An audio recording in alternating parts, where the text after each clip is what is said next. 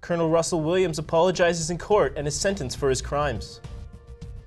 Find out what Japanese automaker is recalling even more cars, and a Vancouver Canucks forward is facing a stiff suspension. Humber News starts right now.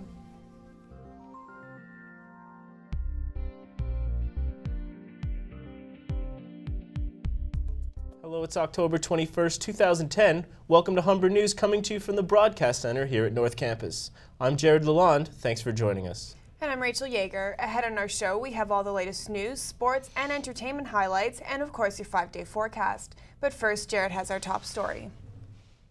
Colonel Russell Williams shocked the court in Belleville today when he spoke before sentencing for the horrific murders of Jessica Lloyd and Corporal Marie-France Como. Williams said he is incredibly ashamed of his actions and apologized to the victims' families for the suffering he caused. Following his address, the judge sentenced Williams to serve 2 concurrent life sentences in Kingston Penitentiary, with no possibility of parole for 25 years. Justice Robert Scott said Williams' depravity has no equal. The former CFB Trenton commander was formally convicted on Tuesday of all 88 charges against him. Crown attorney said Williams will not receive dangerous offender status.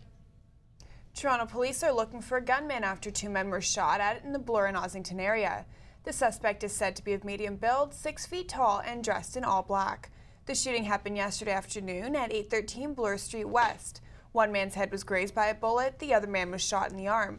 The victims were leaving a local mixed martial arts gym when the shooting occurred. Police say they have not yet determined the gunman's motive. Police are now offering an incentive to people with information regarding the 2009 shooting of 18-year-old Tavon Mitchell. They have put up a $50,000 reward in the case of a drive-by shooting that left the teenager dead. Mitchell was gunned down at a birthday party in the city's East End. Police say he was not the intended target. They are now asking anyone with information to come forward and call the police or Crime Stoppers. On North Campus today, Canadian Blood Services is wrapping up a 2-day blood drive. Students have until 3:30 to take advantage of the clinic. Reporter Jessica LaBerge was there as students rolled up their sleeves. Here at the concourse at the North Campus, students are lining up to donate their blood. Clinic supervisor Parkesh Massey says young Canadians actually have higher rates of donation than youth in the US, UK, and Australia. Giving blood is a social sort of obligation, and many people are coming out and donating. Massey says the goal for today's clinic is to collect 55 units. He says young people make up 15% of all blood donated in Canada.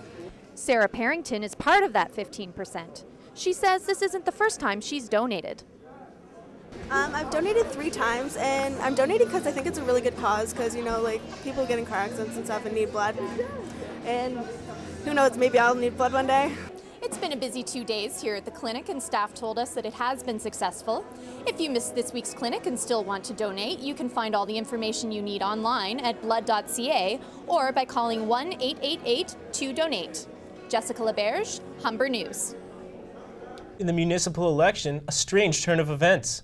Both front-running mayoral candidates pulled out of a debate last night. Rob Ford and George Smitherman provided little notice before withdrawing from the health-themed debate. The debate did go on, however, with Joe Pantalone being the only candidate in attendance.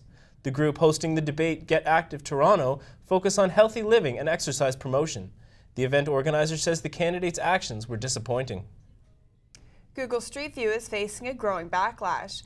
Earlier this week, Canadian privacy watchdogs said Google violated privacy laws by capturing email addresses, usernames, passwords, and health information over Wi-Fi networks while taking Street View pictures.